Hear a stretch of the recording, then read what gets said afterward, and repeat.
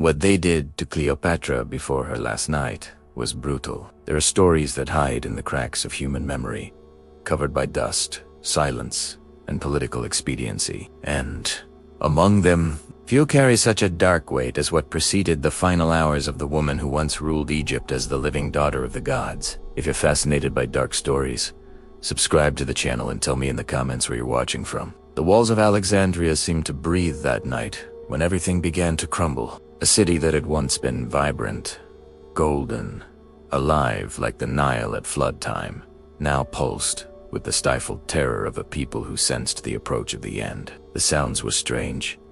The distant crackling of fires, the rhythmic beat of Roman sandals, the nervous murmur of families hiding in their homes. A reddish twilight hung over the horizon, as if the sky itself had been set ablaze by the fall of a queen. Cleopatra walked through the palace corridors, feeling the cold marble beneath her feet, as if each step were a reminder that all of this, the power, the lineage, the city was about to crumble. The scent of incense burning on the altars mingled with the metallic odor of the smoke billowing through the windows, creating an atmosphere that the ancients would have called an omen. Her eyes, accustomed to the intense light of Egypt, now adjusted to the semi-darkness, reflecting not the majesty of a sovereign, but the anguish of someone who understood that her destiny was being stolen from her minute by minute. Rome was near, and what Rome did with defeated kings was well known. They didn't kill them immediately. First, they destroyed their image. Then, they destroyed their spirit. Finally, they offered them a death that didn't belong to them, but to the Roman spectacle. Cleopatra knew this better than anyone. With each rumor that reached the palace, she understood more clearly what awaited her.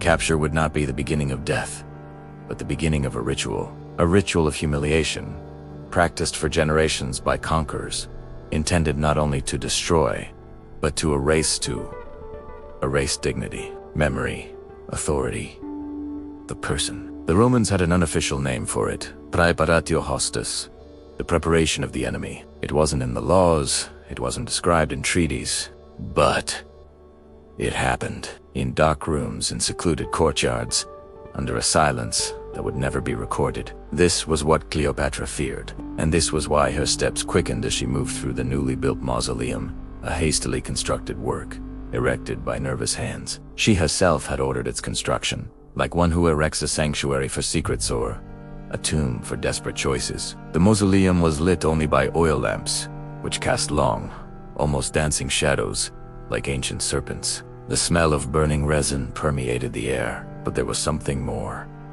An odor of damp stone, of accumulated dust, of walls that had never heard human voices until that day. It was like entering the womb of a world that still didn't know whether it should be born or buried. Iras and Carmiana, her most loyal servants, awaited her inside the main hall. Both wore faces filled with a mixture of devotion and terror. In their hands, they held scrolls, small wooden boxers, and sealed containers, objects whose purpose Cleopatra recognized without them needing to say a word. That night was not merely an escape. It was a ritual choice, a defense against dishonor, and Rome knew this.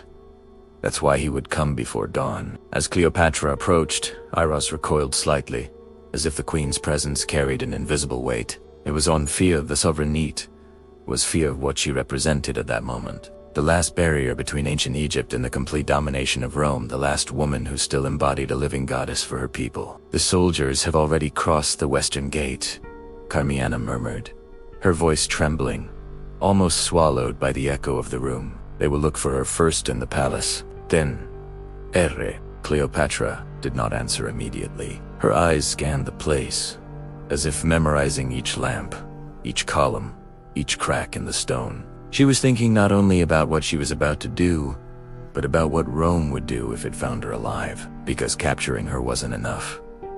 Defeating her wasn't enough. Rome needed to transform it into a symbol, a public symbol, a trophy of humiliation. And before presenting her to the Roman people, before the chained parade that awaited her in the streets of Rome, there would be the private moment. The secret ritual, the procedure that everyone knew existed, but no one dared to describe. Some later Greek accounts mention only fragments.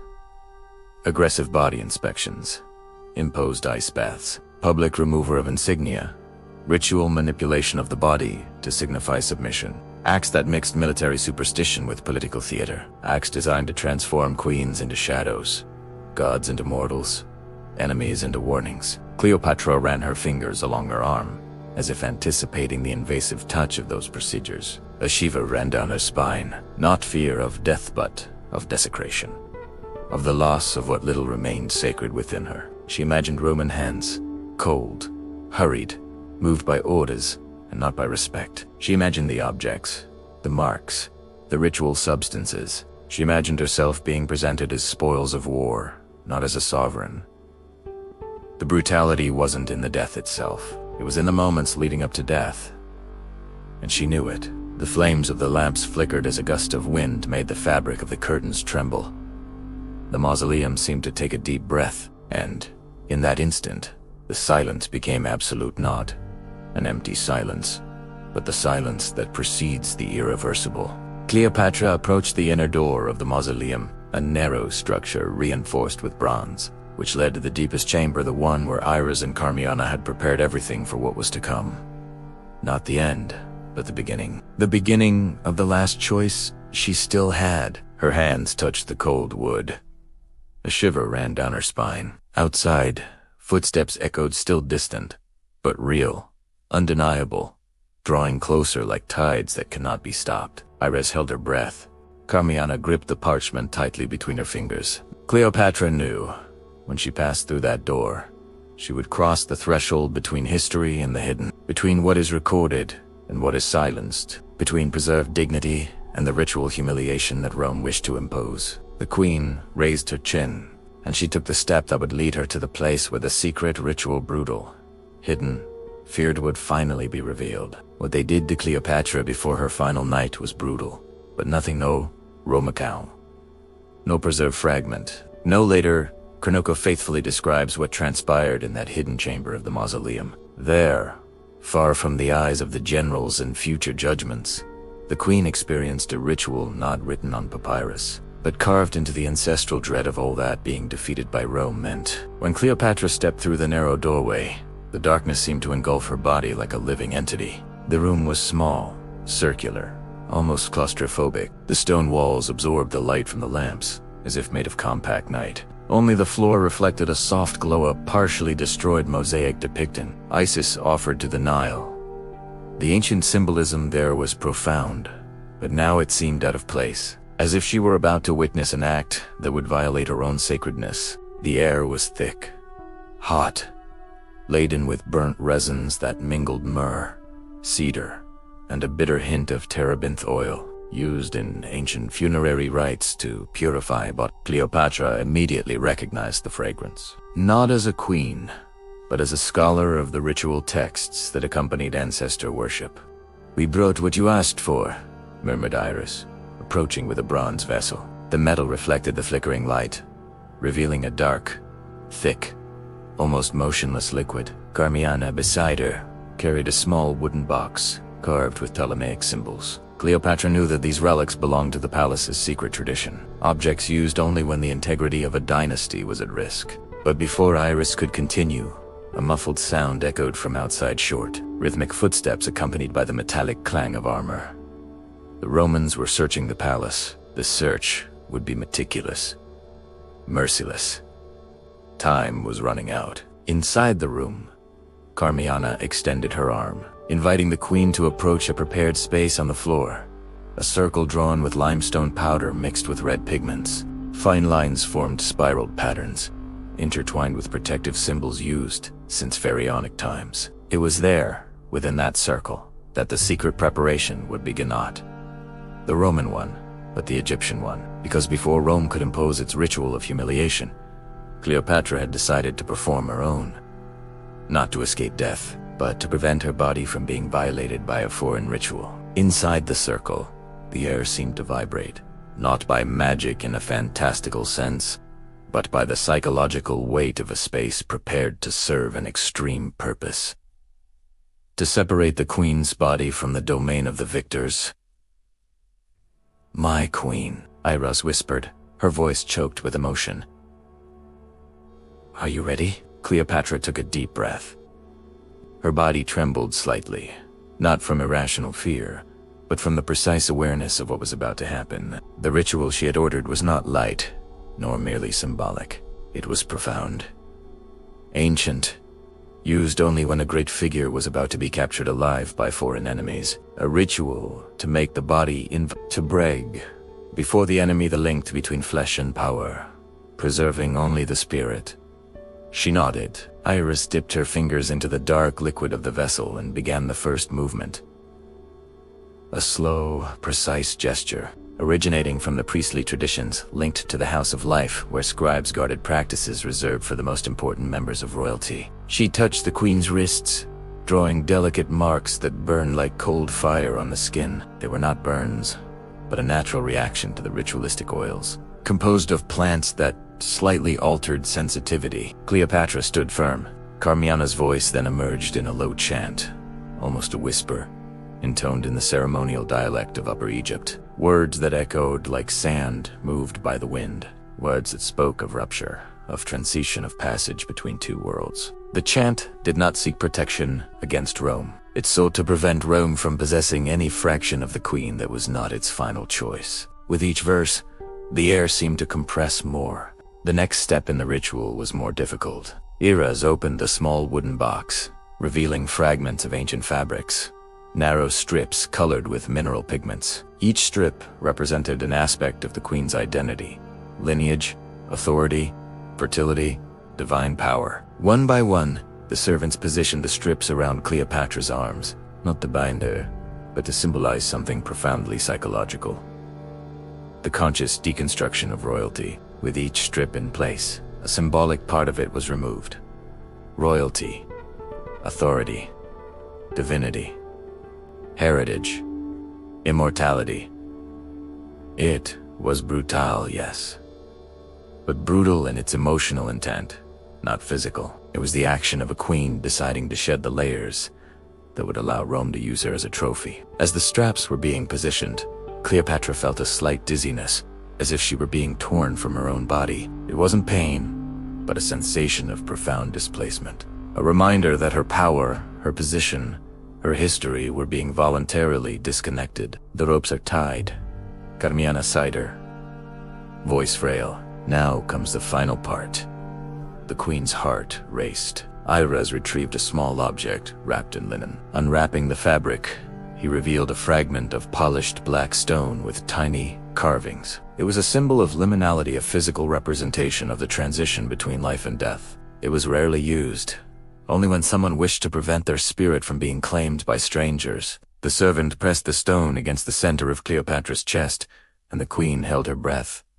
The touch was icy, almost aggressive. A shiver ran down her spine, rising to the nape of her neck. The symbol left a faint, dark mark on her skin, a mineral pigment that temporarily adhered. The brand meant the soul belongs to Egypt. The body must not be desecrated. It was the culminating point of the ritual, and it was at that moment that the Roman footsteps echoed closer voices, swift orders, doors being broken down. The palace was being taken. Time was running out. Carmiana's chant grew louder, the notes becoming higher, more urgent. The lamps trembled, as if the air vibrated. Iris, her hand still marked by the ritual oil, fixed her eyes on the queen. It's done. They can touch it, but they won't possess it. Cleopatra trembled, not from weakness, but from something new, an inner strength that had emerged from the brutal process of symbolic erasure. She was no longer the untouchable queen on a golden throne, but the woman who had chosen her own transcendence. The Romans broke down the outer door of the mausoleum. The ritual was complete, and Cleopatra, emotionally transformed, knew that her last night would not belong to the empire. She had already cut the invisible threads that would allow Rome to manipulate her as a trophy. Now, all that remained was to decide how to die. And that only she could do. What they did to Cleopatra before her final night was brutal. And when the ritual ended, when the Roman voices drew closer like tides of iron and violence, something within the queen had changed definitively. It wasn't just her body marked by oils, symbols, and ancient gestures. It was the awareness of what had been broken and what could never be repaired. The secret rite had separated her soul from what Rome would demand, and now she walked through the world of the living as someone who'd already crossed the border into the invisible. Roman footsteps echoed outside the mausoleum, spreading orders, banging on doors, dragging furniture, toppling statues in a desperate search for a queen who still eluded them. With each crash, Iras and Carmiana cowered, but Cleopatra remained certain not. Out of blind courage, but out of the bitter lucidity of one who had already accepted that her physical existence was numbered. What mattered now were the consequences of the ritual she had chosen. The Egypt she had known was crumbling, the intellectual Alexandria where philosophers strolled along the seashore discussing the cosmos, the agricultural Egypt guided by the rhythm of the Nile, the divine Egypt where royalty was an earthly extension of the gods. All of this would be reconfigured under the weight of Rome. Cleopatra, once seen as the daughter of Isis, would now be remembered as a vanquished enemy, or so Rome hoped. But the ritual he had performed would change that, by stripping herself of the symbols of royalty. By breaking away the layers that Rome wished to display as a trophy, she had protected more than her body, she had protected her narrative. A prisoner can be used, molded, displayed. A figure that has already been spiritually transformed cannot. The ritual, brutal in its emotional depth, ensured that, although Rome tried to claim ownership of his death, it could never claim ownership of its meaning. In the narrow room, Iris wiped his trembling hands on the linen cloth, while Carmiana tried to stifle her silent sobs. But Cleopatra did not cry. The despair she had once felt had transformed into something denser, more mature, an almost ritualistic determination. Her mind wandered between past and present, reviewing what she had been and what she would choose to be. She knew that if she were captured, she would be taken to Rome. There, she would be chained, stripped of dignity before crowds, carried through the streets like a trophy of flesh. The Roman triumph was the most perverse of public ceremonies, and no defeated king or queen emerged from it with their soul intact. The ritual of humiliation involved manipulation of the body, physical preparation, visual symbolism. It was designed to break the person from the inside before killing them. But Cleopatra had already voluntarily broken the ties that would have allowed this possession. Rome would have the body, but not the queen, not the goddess, not history. Awareness of this began to shape his destiny. Carmiana approached, her voice a shadow. "My queen, there's still time. We can try to escape through the servants' corridor. We can hide her until..." Cleopatra raised her hand, gently interrupting her. The gesture was simple, but laden with authority not. The authority of a throne, but of someone who had made an irrevocable decision. "No." His voice was low, almost a whisper, but firm as polished stone. Fleeing now would only delay the humiliation. Rome always finds what it wants. The phrase carried no rancor. It carried historical clarity. The empire didn't defeat its enemies. It devoured them. Outside, a Roman soldier's cry rang out, announcing that the palace was completely under control. The mausoleum would be next. The shadows of the torches cast violent movements on the outer walls, as if the darkness itself were being sliced apart. Iris held the queen's hand. "So, what are we going to do?" Cleopatra took a deep breath, inhaling the scent of myrrh and oil still lingering on her skin. Each fragrance seemed like a fragment of the ancestral rites that accompanied spiritual transitions. She felt the cold mark on her chest, the emotional weight of the symbolic ribbons still encircling her arms. All of that did not protect her from the end, but it prepared her for it. The consequences of the ritual were clear. She could not allow Rome to decide her death, because whoever decides death also decides the meaning of life. "Prepare what I ask for," she said finally. The maids exchanged glances. They knew exactly what it was about. In ancient Egyptian ritual, when a sovereign was about to be desecrated by foreign forces, there was one last sacred choice: to prevent the enemy from taking the body. Voluntary death, though rare, was a deeply ritualized act. It was not escape. It was liberation. It was preventing the body from becoming the stage for another's victory. The women opened a wooden box containing discreet but lethal objects, small, almost invisible instruments designed to cause a quick and silent death. Some historians would speak, centuries later, of a serpent hidden in baskets of figs. Others would mention potions.